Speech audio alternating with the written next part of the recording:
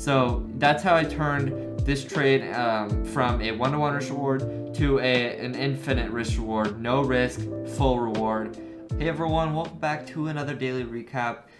Today is Wednesday, and today I took a very different trade than I normally do, and I kind of just took it because the risk reward was really good, and it was just really clear to me. Now before we get started, I just have to say this video is not backed by MIC My Investing Club. I'm just a member making these daily recaps so that when I become profitable and throughout my whole journey, you guys will be able to see exactly the struggles I had to overcome to become profitable. And so you want to see like, oh, how did Xander become profitable? Let me go look at every single daily recap he uploaded before he was profitable and then after he was profitable, and you guys will literally be able to watch me become profitable. You guys can literally see my every single day and see me getting better and better, hopefully. I'm just always improving. So that's why I really like these daily recaps. They're really going to closely track my progress. And I think it'll be really entertaining for even me just to watch these videos in the far future, just to see how I overcame struggles. But let's get right into the video. So what was going down is, in the morning, I was watching some low-hanging fruit. LMFA was one of them, if you want to type up that chart. It's a low-hanging fruit, day 2, but it didn't give a pop that I liked, so I just didn't trade it. But as I was looking at, PMCB, these crazy runners, which I'll talk about later, where I actually almost longed it at 5.5. I'll tell you about that later.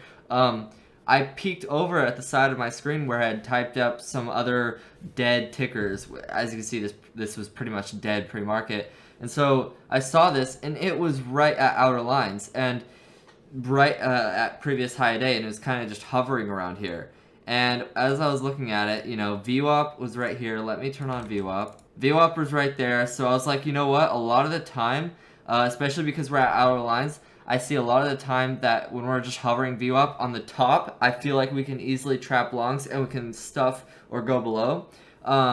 It's reversed when you're below. When you're like hovering below VWAP, I feel like you can trap shorts and you can have a good long opportunity. Here I saw a good short opportunity, especially and mainly, like this was like 80% of the thesis. I took it because we were at previous high day, outer lines, 325. That was the best line.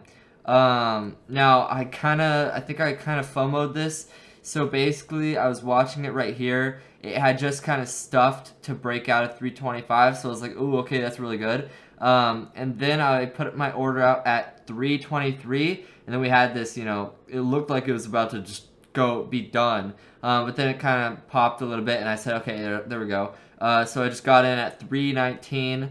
And I was risking 330. So I'm literally risking like 11 cents. So I can get amazing risk reward. At least I thought I was going to get a good risk reward. As you can see, my covers were pretty quick. So I kind of got 1-to-1 risk reward, which isn't horrible. It's really good. As long as your win rate is like above 60%, you're profitable with 1-to-1.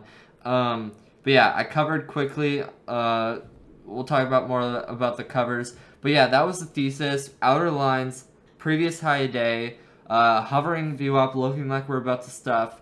Those were the three things. Bam, we go under. I have my lines. I have 310, I have 305, and I have 3 lines drawn. These are the support lines from yesterday, as you can see, and they determine my covers today. But there was one problem, and that is that this stock kind of moves slow, and I have been pretty much losing for the past month. And so I'm like, ooh, I'm green on a trade. And I'm like, and I thought since we are nearing 10 o'clock, which is when low-hanging fruits and dead stocks tend to zombie, they tend to happen earlier than normal hot stocks. That at least that I've found. Don't quote me on that. So this one was kind of like looking like it was going to double bottom right here. And so I was like, you know what, let me just get out more. And then I was like, you know what, let me just get out all. So I got all out. So yeah, like I said, I had an order for 303. And so I think that was like my all. Yeah, that was my all out. So if I was patient, I would have gotten all out. But I also thought I thought like it was going to fade the rest of the day. But that clearly did not happen. It actually, looking at the chart now, hindsight, my covers were pretty solid. fairly a nail and bail, kind of, I guess you could say. And they're pretty much the bottom. Of course, my 303 would have been bottom ticked, so that would have been cool. But whatever. I mean, you can't get too greedy with the gain. It was a solid trade, pretty much 1-to-1 risk reward. And that's a great trade. So, and this was my first trade, like kind of just seeing something, knowing the probability of this setup, knowing that if I took this setup 100 times, I would be profitable, very profitable. And so I just took it. Especially, I also lowered my risk than normal. So usually I risk like $10, $15 a trade. I was risking $5 on this trade, and I made $5. Okay, P&L, not a huge concern. Just focus on the risk reward. I made 1-to-1. And actually, once we got down here, I lowered my risk to 319. I lowered my stop to 319. So worst case scenario, I break even. So basically, I turned a 1-to-1 risk reward setup to infinite risk reward, like infinite reward, no risk. That's basically what I turned it into. I'm always looking to adjust my stop, either to allow myself to add more size or to just, set a stop at break even and not risk any more money. So that's how I turned this trade from a 1-to-1 risk reward to an infinite risk reward, no risk, full reward. That's what I did there. So yeah, that was that trade. Now, PMCB, like I said, I actually was wanting to long this at 550. I'm going to start crying looking at this chart. But this is what I was seeing, pre-market. We were kind of hovering below VWAP. Let me turn on VWAP. So we're kind of hovering below VWAP right here. Let me actually pull up VRPX. Because looking at this chart, I was like, looks pretty familiar. So I go to VRPX from yesterday, which was super crazy. And look at that. They're identical. This one's pre-market, this one's market open, but whatever. So we have this run up, and then we kind of hover a little bit below VWAP. We're holding 8, and then we reclaim. And this stock literally topped out at $40, $39. So that's crazy. So I was looking at this, plus PMCB is I think it's a micro float or it's a low float. I think it's like 1.5 million. So that's awesome. I'm pretty sure it was fairly easy to borrow, which is awesome. And so I was looking at this, and even before it reclaimed, I was literally looking to buy right here. Okay, let me explain what I did.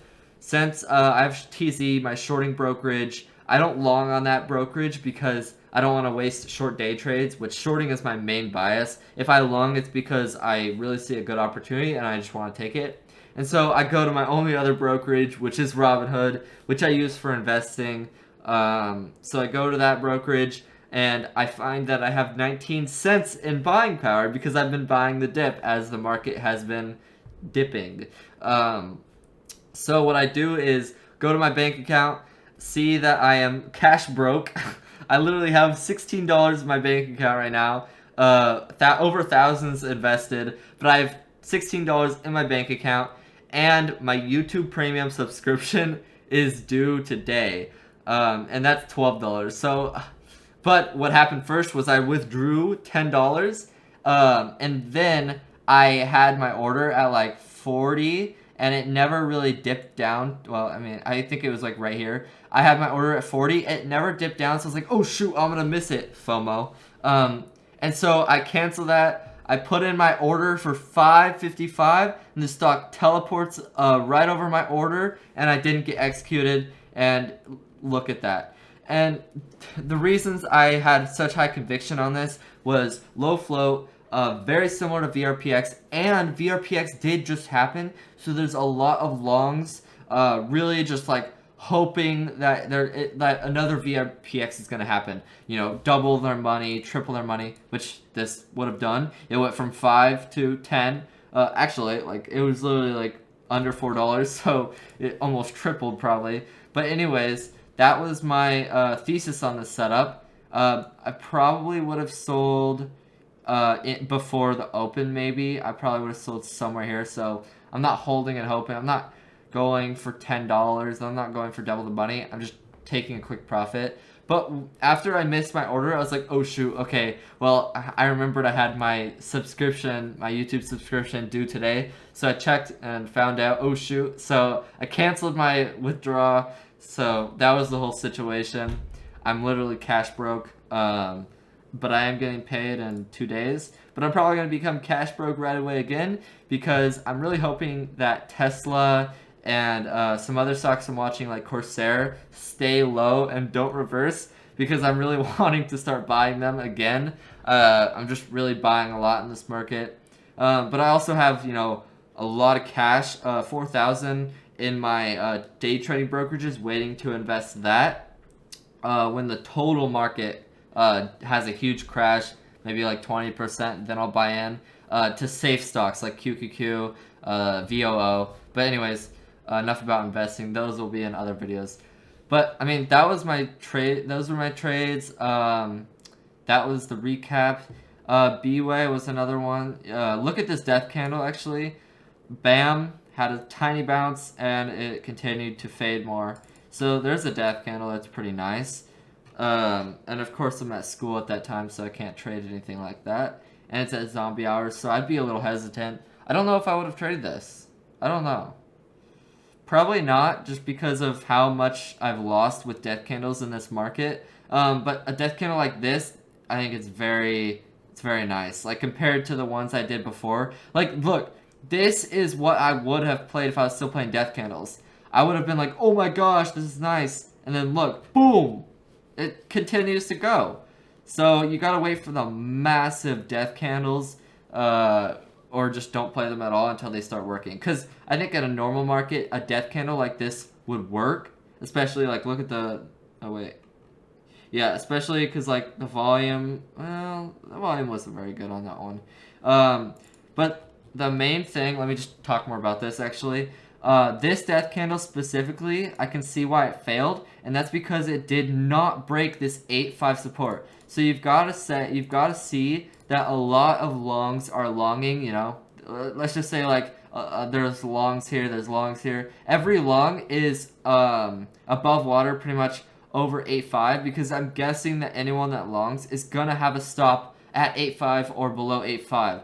And so if a death candle then broke that, then I would be like, okay, this is a good death candle. A lot of people are stopped out or they're trying to sell on any pops after death candle breaks that. But when a death candle makes a higher low and doesn't break any significant levels, it's not good. But as you can see with this one, not just looking at this candle, but also this candle. So let's do this. So you can see, let's just say with these two candles combined, we break a lot of the support levels up here.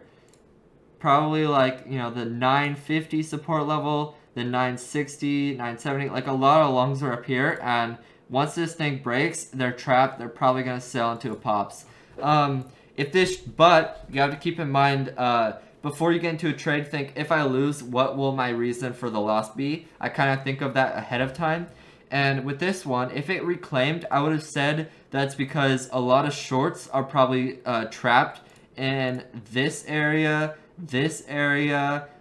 maybe even like this area. Like there's a lot of shorts trapped. That would cause the stock to bounce and not allow it to fade because covers are just covering for break even. So you got to think of the short side of things as well. But clearly it worked. So, it's hard to tell with this market. I think it was a good trade if anyone took it. Let me know down in the comments if you did. But that is the recap for today. I think it was really good. I talked about a trade that I don't usually take that I'm going to be taking a lot in the future. I'm going to take outer line trades. I'm going to take first resistance plays. Those are the trades that I'm wanting to take.